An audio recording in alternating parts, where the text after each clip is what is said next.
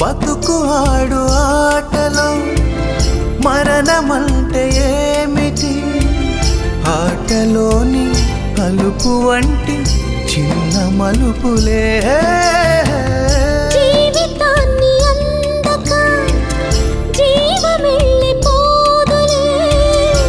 ఆరిపోని అణిగిపోని చిరంజీవిలే. తల నిండుగా శీసులే, ఇక నిండునా యోషులే.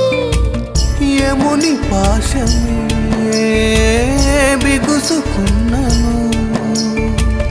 మరణమన్నది మరల జననమే. నిండు నూరేళ్ల సావాసం స్వర్గమయ్యింది వనవాసం. దండగుచ్చాను నా ప్రాణం వెండి వెన్నెల కళ్ళ